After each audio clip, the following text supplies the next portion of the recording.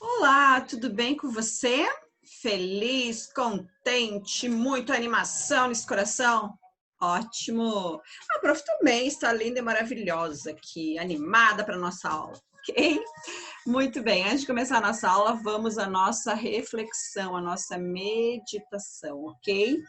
E eu escolhi um verso para você que está aqui em Salmo 119, versículo 29, que diz o seguinte: desvia-me dos caminhos enganosos por tua graça, ensina-me a tua lei.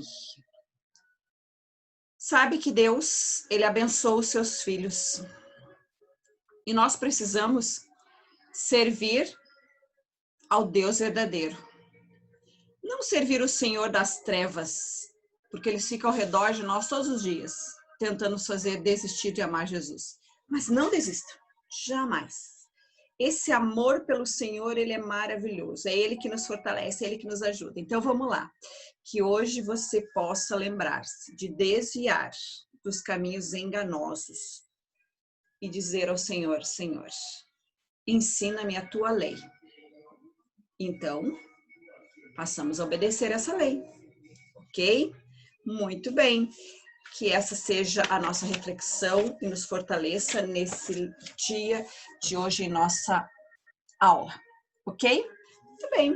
Agora que a gente já deu uma conversadinha com o nosso Papai do Céu, já buscou o conhecimento e a força dele, vamos trabalhar? Vamos. Preciso que você pegue aí a sua apostila agora, ok? E você vai agora, então, fazer o quê, professora? Você vai pegar a sua apostila 3, ok? E você vai abrir ela na página 53, ok? Olha, eu abri a minha aqui. De olho no vestibular. Nós estamos trabalhando, lembrando a você, categorias lexicais 1 e 2. Agora nós vamos fazer exercícios a fim de fixar o conteúdo de categorias lexicais 2, envolvendo pronomes e numerais. Ok? Fácil, né? Muito bem. Nós vamos trabalhar com as questões objetivas de olho no vestibular, que estão elas. Começa aqui. Assinale a alternativa que apresenta desvio em relação à norma culta. E aí você tem aqui, então, lembrando que língua culta é a língua padrão, ok? E nessa primeira aqui trabalha com a questão dos pronomes. E eu tenho uso ali dos pronomes, do pronome lhe. Se você observar esse pronome no contexto, ele vai referir-se a pessoas, a ele, a ela, ok? Então, qual dessas aqui você percebe que o uso não está adequado? Você sabe que aqui é a letra D, porque a ideia surgiu-lhe na tarde em que a Fabiana botou os arreios na égua. Tudo bem até aí. Na égua Lazã. E entrou a amansar-lhe. Certo? Está referindo-se à égua, né? E a égua é um animal, então não é uma pessoa, portanto, o erro ali está na letra D. Agora, na 2, pede o seguinte, pede para você, então, assinalar a única frase, certo? Em que a ordem de colocação das palavras não produz ambiguidade. Bom, você vai ler todas elas aí e você vai perceber, então, que neste momento você vai calmamente leu e chegou à conclusão que a letra D, certo? Onde diz Câmara torna crime porte ilegal de armas. Como que Câmara vai tornar crime? Se porte de armas, ilegalmente ele é crime. Contraditório aqui, né? Muito bem, aqui você tem a questão do quê? Da ambiguidade. Ótimo, então, nós vimos que no momento que nós usamos determinadas palavras de forma ambígua, vai modificar o entendimento do interlocutor sobre a nossa mensagem. Ok? Agora nós estamos na página 54, no exercício 3. E aí você tem ali, ó, o sonho do filho de Freud. Para ilustrar a sua tese de que os sonhos muitas vezes revelam desejos, Freud narra o seguinte sonho de seu filho. Meu filho mais velho, então com 8 anos, sonhou que estava andando de carruagem com Aquiles e que Diomedes era o condutor. Como se pode imaginar, ele ficara excitado nas vésperas com um livro sobre as lendas da Grécia dado à sua irmã mais velha. A interpretação dos sonhos.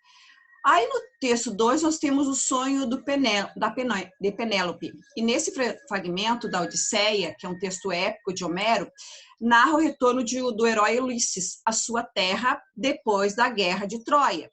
Penélope, esposa de Ulisses, pede ao interlocutor que a ajude a compreender um sonho que tiver. Ok?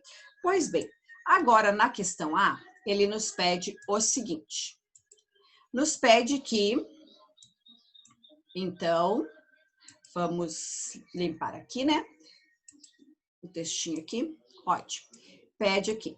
Freud e o interlocutor de Penélope assumem posições distintas quanto ao significado do sonho. Explica em suas palavras essa diferença. Você percebe que no texto 1, ele torna o sonho do seu filho o quê? Indicador dos desejos do filho. Então, no texto 1, certo? Ele torna, então, o sonho, certo? O sonho do filho, ok? Indicador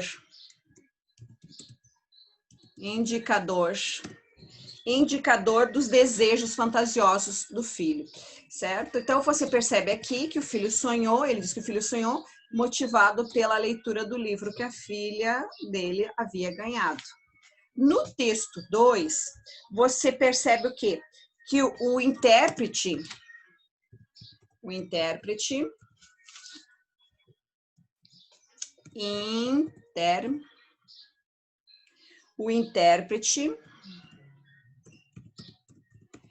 ele faz, o intérprete aí? Ele toma o conteúdo do sonho como o quê? Indícios de acontecimentos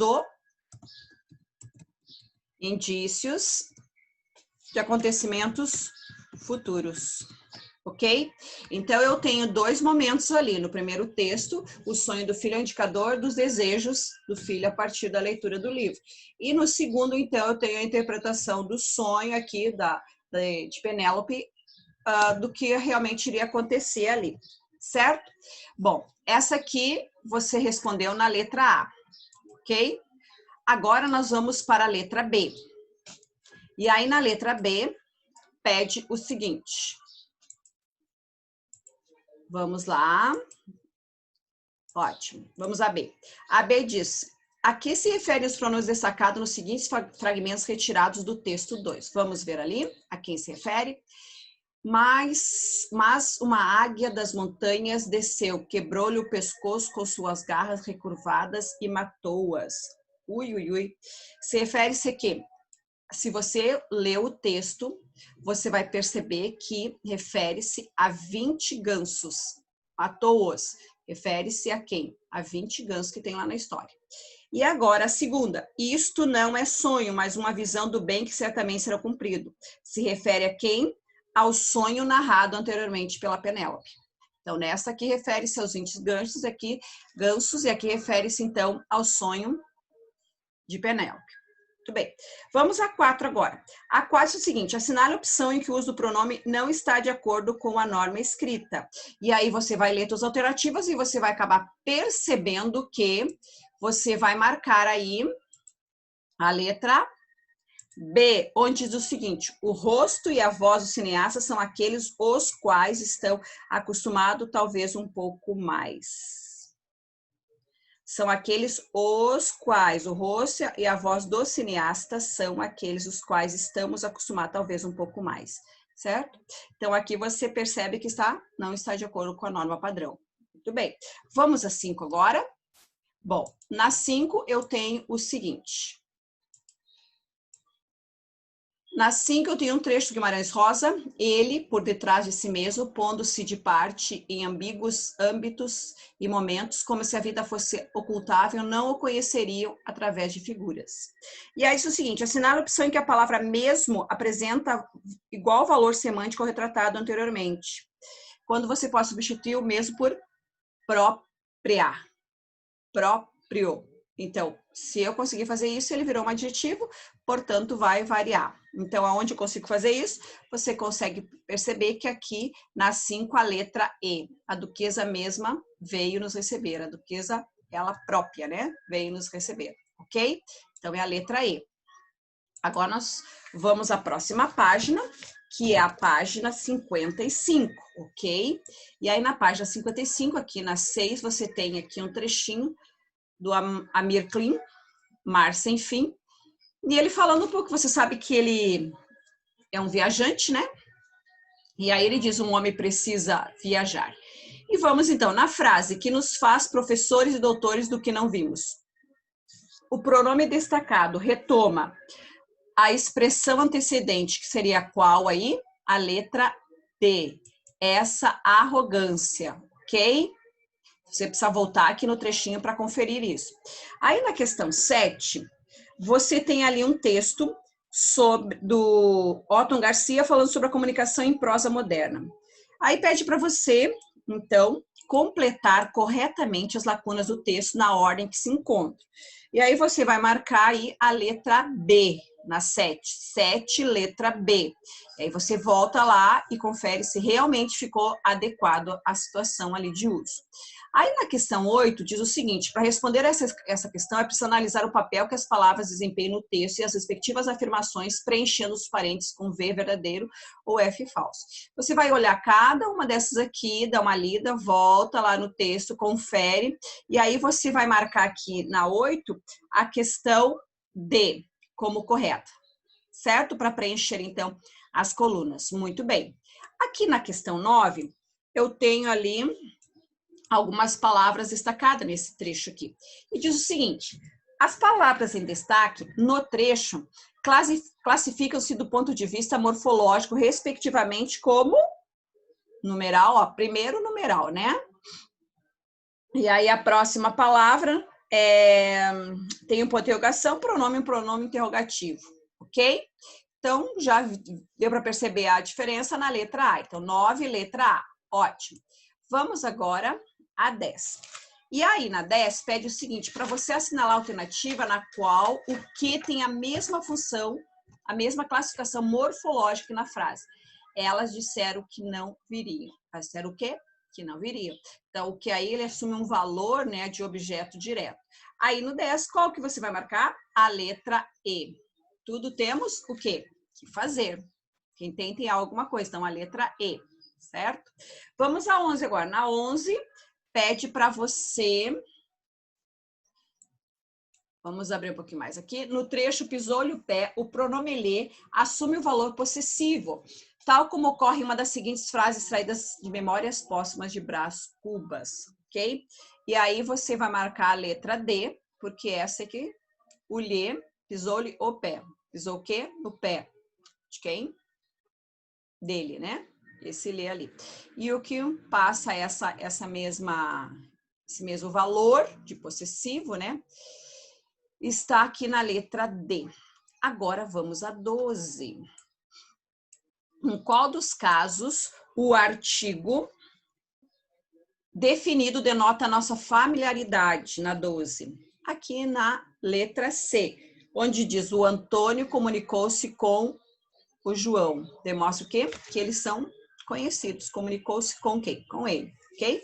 Agora vamos a 13. E aí na 13 eu tenho para você assinalar a alternativa correta quando a colocação de pronome pessoal oblíquo. Aí você tem aqui para marcar na 13 a letra A. Onde está o pronome oblíquo? Nos. Ele é antes do verbo. Por quê? Porque aqui eu tenho um onde é advérbio. Então, onde houver advérbio, ele vai puxar os pronomes oblíquos para perto dele, ok? Então, indica o lugar, o onde, portanto, a letra aqui que você vai marcar é a letra A. Ok? Vamos agora à questão 14. A questão 14 fala o seguinte, o tratamento utilizado no diálogo a seguir corresponde à segunda pessoa do plural. Qual é a segunda pessoa do plural? Vos. Ou vós, né? As marcas desse tratamento aparecem destacadas. Vosso passado vos condena. Saí daqui antes que eu vos mate. Esperai, que já vos mostro, não tenteis amedrontar-me. Se utilizarmos o tratamento correto à segunda pessoa do singular, nós obteremos o quê? Qual é a resposta aí? Teremos a letra C, teu passado, né? Que a segunda pessoa é o tu. Teu passado te condena. Sai daqui antes que eu te mate. Espera, que já te mostro. Não tens amedrontar-me. Certo? Segunda pessoa, então, é o tu. Marcaria a letra C. E vamos ao 15, então, onde você tem que escolher a alternativa para preencher corretamente as lacunas das frases a seguir. E aí você vai ler calmamente as 6 aí que temos, e aí você vai marcar a letra E, ok? Tudo bem. Agora, vamos à letra E, que está aqui. Bem, agora vamos fazer a 16. Identifique a oração em que a palavra certo é pronome indefinido, na 16. É a letra B. Certo, rapaz, me procurou, né? Dá a ideia de que sabemos exatamente, então, deu uma ideia de indefinição. Agora, a 17, que a colocação do pronome oblíquo está incorreta. Onde está incorreta na 17? Na letra A. Por que está incorreto, professora? Lembra que eu falei numa questão anterior que quando tiver um advérbio ele vai puxar o pronome oblíquo para perto? Pois bem, aqui, ó, o não, ele é um advérbio de negação, portanto, o lo teria que estar aqui, ok? Ótimo, então essa está errada. Agora vamos a 18. Assinale a alternativa assinale a opção em que o pronome lhe está erroneamente empregado pelo pronome o. Não lhe cumprimentei porque não lhe vi. É isso? É isso mesmo. Deveria porque não o vi. Já disse lhe uma vez, porque está repetindo lhe novamente. Temos outros pronomes oblíquos para substituir o lhe. O lo, o nos. Ok? Muito fácil, né? Muito tranquilo. Eu também achei. Bom, esses exercícios, dá uma revisadinha, abra sua apostila, agora coloque as respostas corretas aí, ou confira, porque você já está estudando antes, né? Então já está fazendo a fim de estudar, ok? Terminamos a nossa aula, fico muito feliz em reencontrar você. Até a nossa próxima aula, ok? E agora, tchau, tchau.